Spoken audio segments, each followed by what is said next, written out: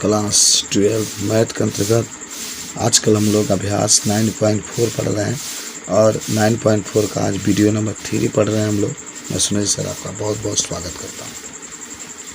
तो आइए question number आज 19 से पढ़ना है, क्वेश्चन नंबर आज 17 से पढ़ना है।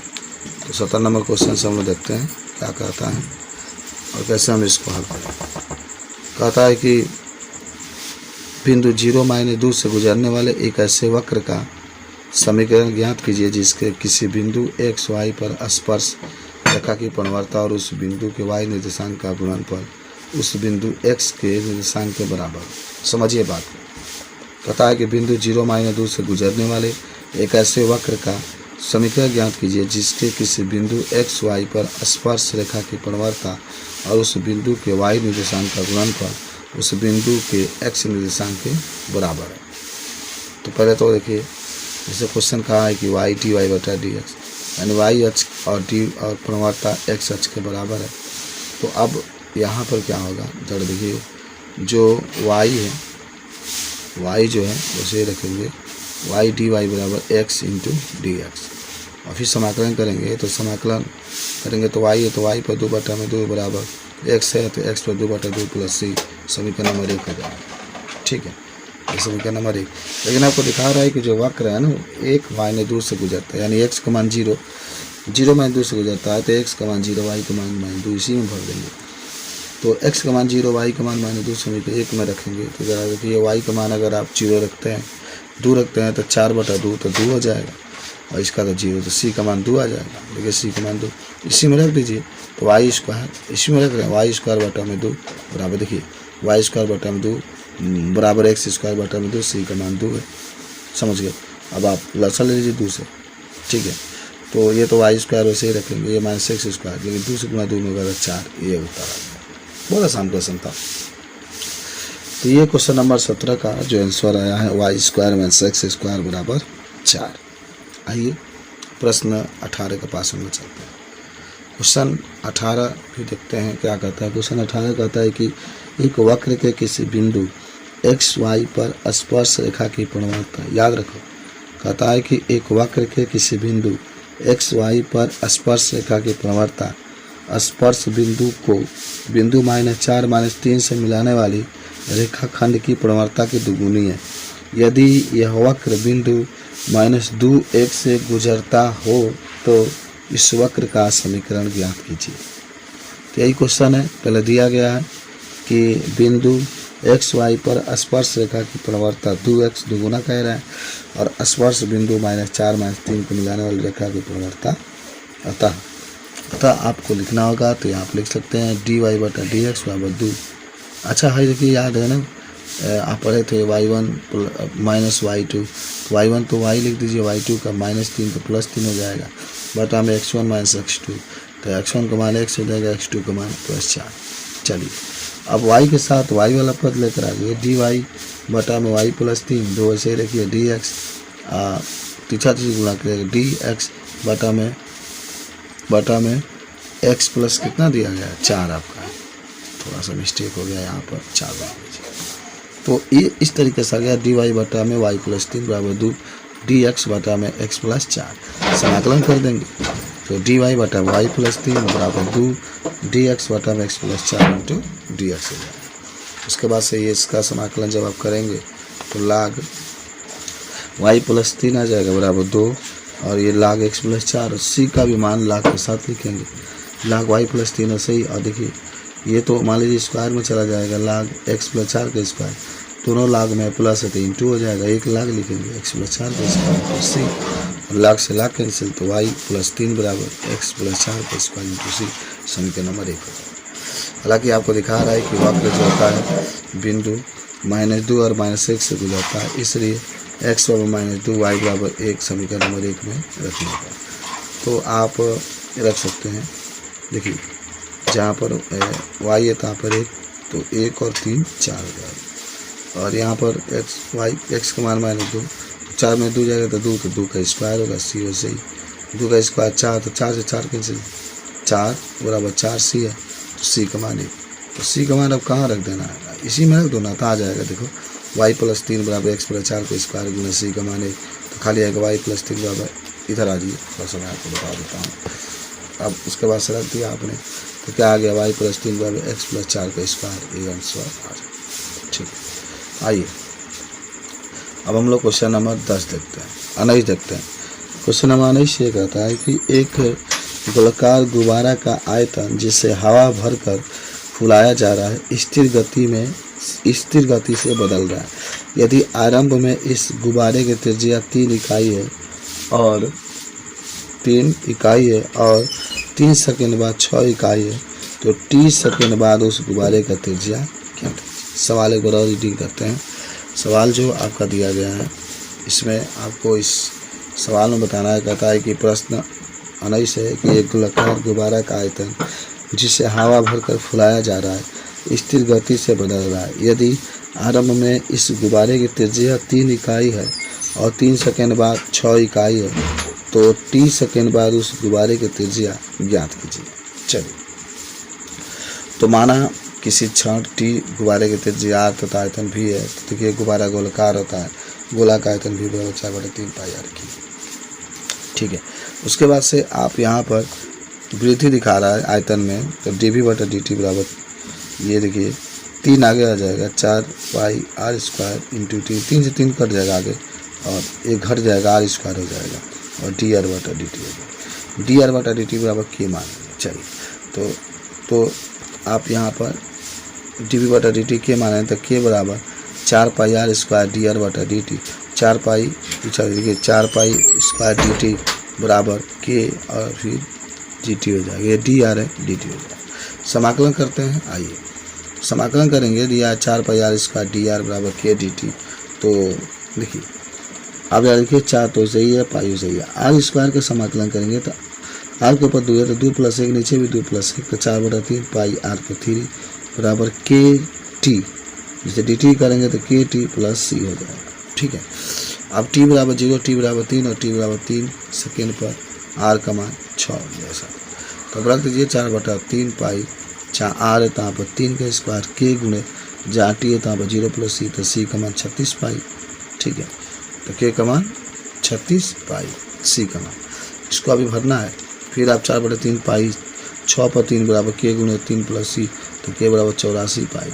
समीकरण 2 में सी बराबर 36 पाई है, के बराबर 84 पाई रखने पर, तो आपका जो आंसर आएगा 4/3 पाई आर पर 3 बराबर 84 पाई, टी बराबर 36 पाई, काट कूट करेंगे तो आर पर 3 3/4 84 पाई प्लस 36 पाई आ जाएगा। ठीक है, तो आर बराबर 63 पाई प्लस 27 के ऊपर 1/3 आ जाएगा। ठीक है, तो ये भी आपके सवाल है, बन जाएगा।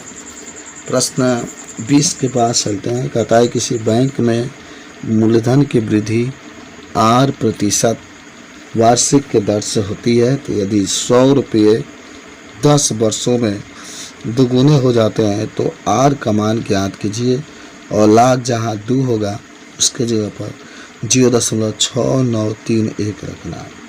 तो ये भी बहुत बढ़िया क्वेश्चन है। कहता है किसी बैंक में मूलधन की वृद्धि 8% वार्षिक की दर से होती है, यदि 100 रुपये 10 वर्षों में दोगुने हो जाते हैं, तो आर का मान ज्ञात कीजिए, और लाख 2 बराबर 0.6931 है।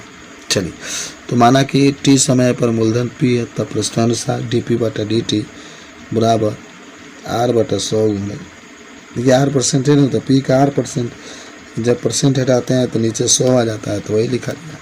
और फिर हम लोग यहाँ पर dp बटा में p ला देंगे, r/100 और यहाँ पर dt हो जाएगा। चलिए, फिर हम लोग आगे बढ़ते हैं। अब क्या होगा ज़रा समझते हैं हम लोग। समाकलन करने पर तो 1 dp/p बराबर r/100 समाकलन 1 dt, तो 1/p के जगह पर लाख p r/100 ये t प्लस सी, तो p बराबर 100 t बराबर 0 इसी में रख देंगे, तो रखते हैं, तो लाख p के जगह पर 100 बराबर r/100 इंटू 0 प्लस सी, तो पूरा 0, लाख सी बराबर खाली लाख 100 आ जाएगा। लाख 100 का मान 2 होता है। चलो, सी का मान समीकरण नंबर 1 में रखेंगे, 1 आई है ना, तो जहाँ सी है तहाँ रख देते हैं। चलिए, लाख पी और ये RT/100 प्लस लाख 100 आए, तो लाख 100, तो अब RT/100 वही है, लाख 100 कहने करो तो लाख पी माइनस लाख 100, लाख वही है p/100, लाख से वैसे ही रखेंगे। और ये आगे दिखा 10 वर्षों में मूलधन दोगुना हो जाता है तो आर टी बराबर 10 तो पी बराबर 200। पहले 100 था ना, अब दोगुना हो जाता है तो पी बराबर कितना लिख देंगे आप 200 लिख देंगे। तो चलिए अब क्या हो जाएगा आर गुणे 100, टी का मान 10 है बटा में 100 बराबर लाख, ये पी का मान 200 है 200 बटा 100। अब देखिए 100 से 200 करेगा 2 बार में तो आर बराबर देखिए 10 से 100 2 बार में तो 10 बार में आर बराबर 30 10 लाख, इसका तो 2 हो जाएगा ना, 10 से 1 लाख 2 का मान 0.6931 तो 6.931 आर का मान 6.931 आपका आंसर आ जाएगा। त्रिज्या होगा 6.931 आपका आंसर आ जाएगा। समझिए क्वेश्चन नंबर 21 के पास चलते हैं। तो 21 नंबर क्वेश्चन कहता है कि किसी बैंक में मूलधन की वृद्धि 5% वार्षिक की दर से होती है। इस बैंक में 1000 रुपये जमा कराए जाते हैं। ज्ञात कीजिए कि 10 वर्ष बाद राशि कितनी हो जाएगी। तो आप देखिए ई के जो ई है ई के ऊपर 0.5 आता है तो इसका मान 1.648 हम लोग रखेंगे। चलिए तो माना कि समय टी पर मूलधन पी है तो प्रश्नानुसार जगह आप लगा रहे थे डी पी बाटा डी टी बराबर जब 5% का आए तो 5/100 गुणे पी, डी पी बाटा ए पी बाटा में बराबर 5/100 डी टी या डी पी बाटा बराबर 1/5 से 100 20 बार में कटेगा 1/20 डी टी।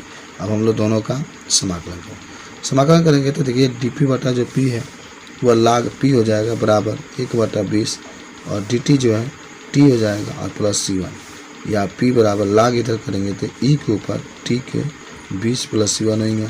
और आप आगे जो होगा पूरे की जगह पर आप C1 की जगह पर देखिए लिखा गया है कि C1 ई के ऊपर C1 इंटू ई के ऊपर टी के ऊपर 20 यानी ई के ऊपर C1 बराबर C लिख सकते हैं, ये भी ई आ जाएगा यहाँ भी।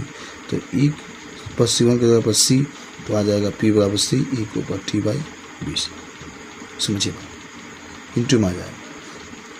अब P बराबर 1000 T बराबर 0 तो इसी में रख देंगे 1000 C ई पर 0 तो केवल C बराबर 1000 इसका मान इसमें रख देंगे तो P बराबर 1000 ई के ऊपर T/20 हो जाएगा। अब देखिए अब T बराबर 10 वर्ष है तो P बराबर 100 ई के ऊपर 20/10 तो P बराबर 100 ई के ऊपर 0.5 तो P बराबर 1000 गुणे ई के ऊपर 0.5 के मान 1.648 है गुणा कर देंगे तो P बराबर 1648 रुपये आपका आंसर है। तो 10 वर्ष बाद मूलधन जो होगा 1648। सवाल कोई भी हो आपको थोड़ा सा मेहनत से लगाना पड़ता है, लगाएंगे तो आ जाओ। चलिए तो अब आते हैं इस अभ्यास का अंतिम प्रश्न है, प्रश्न संख्या 22। कहता है कि किसी जीवाणु समूह में जीवाणुओं की संख्या 1 लाख है, 1 के आगे 5 जीरो है, यानी किसी जीवाणु समूह में जीवाणुओं की संख्या 1 लाख है। 2 घंटों में इनकी संख्या 10% की वृद्धि होती है। देख रहे हैं 2 घंटों में इसकी संख्या 10% की वृद्धि होती है तो कितने घंटों में जीवाणुओं की संख्या 2 लाख हो जाएगी यदि जीवाणुओं की वृद्धि की दर उसमें उपस्थित संख्या के समानुपाती है।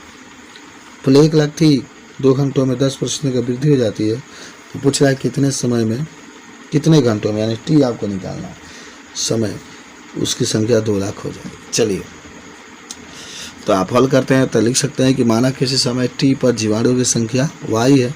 अब डी जो है ना जो वृद्धि है dy/dt वह y के बराबर है तो dy/dt बराबर ky समानुपाती चिन्ह नियतांक है। अब dy/y और kdt समाकलन कर देंगे तो समाकलन dy/y समाकलन kdt प्लस c लिख देंगे। सी बातों में लिख सकते हैं, इसका लाग y इसका जो होगा kt c वहीं का लिखो, t बराबर 0 है y बराबर y0 तो लाग y0 बराबर 0 प्लस c तो लाग y बराबर kt प्लस लाग y0 लाग y बराबर लाग माइनस इधर कर दीजिए लाग y0 बराबर kt या लाग ये माइनस में लाग y बटा y0 क्योंकि माइनस में तो बटा में आ जाएगा बराबर kt। 2 घंटों में जीवाणु की संख्या 10% की वृद्धि होती है तो r का t का मान 2 तो y y0 प्लस 10 का y0 प्लस 10% है 10/100 इंटू y0 तो 1 से 10/100 y0 हो जाएगा। ठीक है, समीकरण 1 यहाँ पर देखिए। अब t बराबर 2 y बराबर इतना समीकरण नंबर 1 में रख देंगे तो 11 लाग 11/10 y0 बराबर k इंटू 2 y0 से y0 कैंसिल लाग 11/10 बराबर 2k उसके बाद से के बराबर 2 नीचे आ जाएगा, इधर आ जाएगा तो 1/2 log 11/10। के का मान समीकरण नंबर 1 में रखने पर log y/y0 बराबर 1/2 log 11/10 इंटू टी, समीकरण नंबर 2 हो जाएगा। चलो आगे बढ़ते हैं। अब हमारा टी समय में जीवाणु 1 लाख से 2 लाख हो जाता है, तो y/y0 2 लाख बटा में 1 लाख बराबर 2, तो y/y0 का मान समीकरण नंबर 2 में रखेंगे तो log 2 बराबर 1/2 log 11/10 टी, या टी है ना, ये सब बटा में आ जाएगा, ये 2 बच जाएगा, 2 log 2 पहले ही से, और log 11/10, तो 2 log 11/10 घंटों में जीवाणुओं की 1 लाख से 2 लाख संख्या हो जाएगी, तो यह बता सकते हैं। ठीक है, क्वेश्चन नंबर 23 के पास चलते हैं। 23 नंबर कहता है क्वेश्चन कि अवकल समीकरण dy/dx ई पर x + y का व्यापक हल कीजिए, सी इसमें रहेगा।